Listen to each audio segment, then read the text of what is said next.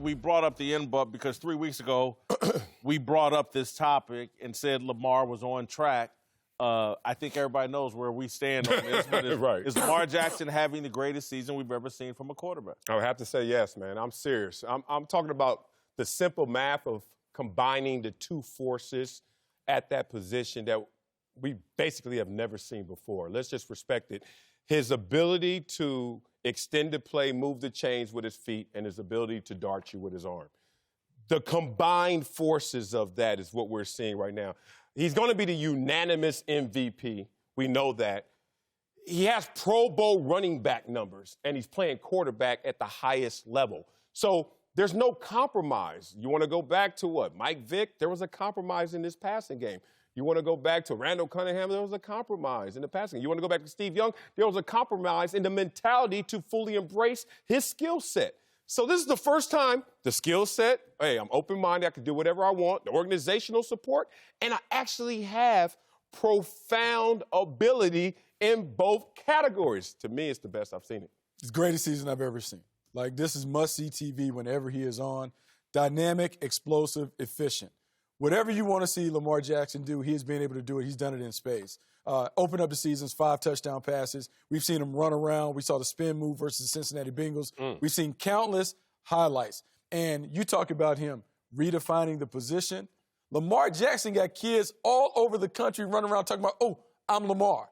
To me, what he has been able to do is nothing short of spectacular. It has to be the best season that we've seen because we've never seen anybody do it in a confined fashion like he's been able to do it. I think it sounds awesome what you guys are saying, and while I will listen. You think we do too? Yeah, we agree. I do. But I don't agree with you guys. And You still don't agree. You said this 3 weeks ago. I'm saying no for the same reasons why I said it before. And today I say no. Is it possible? Yes. This is purely subjective. We're basing what we believe off of weighted feelings of what matters most.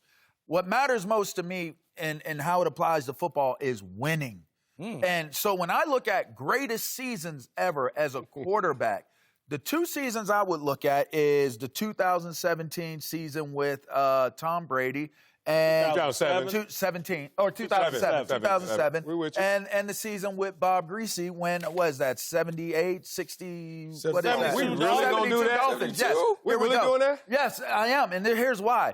The only reason why Bob Greasy would not be in the conversation of greatest season for a quarterback ever is only because he played 5 games. He missed 5 games. But the one that came closest to having an unblemished mark on their record at 18-1, losing in the Super Bowl, was one Tom Brady. He threw 50 touchdowns.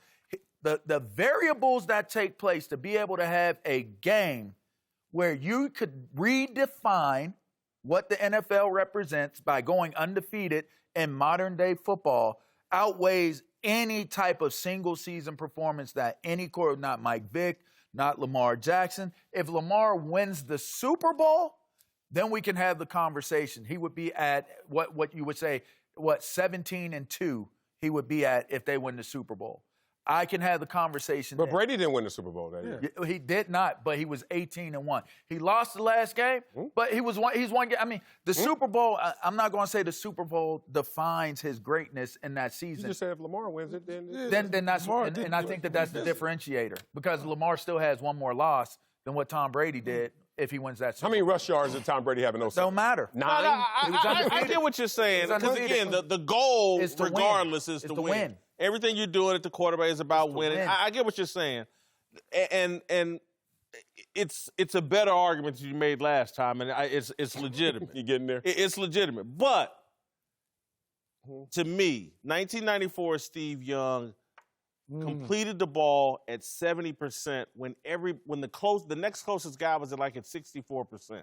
It was mind-blowing. And it was like, oh, my God, how can this guy do? And that's what Lamar Jackson is doing to us every week. It's mind-blowing. It's like, this dude's really going to go through this NFL marathon running the ball like a running back for more than 1,000 yards, and he's going to continue. He's going to lead the league in passing touchdowns. There's not one. Ozzie Newsome did not believe on draft day that Lamar Jackson could lead the NFL in passing touchdowns. He did not believe it. He thought he could be great, but no one thought he's going to lead the league. And so for him to do that while running for 1,100, 1,200 yards, it's mind-blowing. I agree. I want to see him run through the finish line. And then the cherry on top to me, because, again, when we talk about greatest season, all we really talking about is regular season to me. But it would be, if he ran through the finish line and won the Super Bowl, I think it would be I think it's a mic drop. It's a mic drop if he wins For the Super me, Bowl.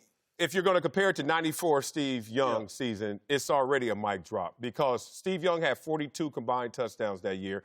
Lamar already has 40 with 2 games to go. Their quarterback rating is exactly the same right now. But Steve Young had 293 rush yards in 16 games, and Lamar's already over 1,100. It's just adding up both.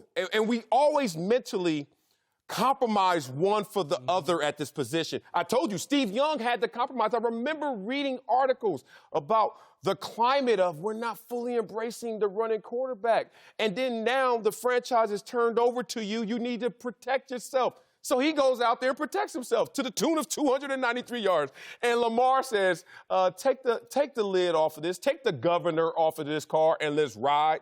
And that's why if you combine what he's doing passing-wise and rushing, I don't see anybody ever. I think that's the thing. He has almost 300 total yards that he's accounted for. We're so used to the quarterback being a passer only. The fact that he's a dual threat, doing what he's doing while winning games, I think that puts him in that conversation. Thanks for watching. Subscribe here to get the latest from the show.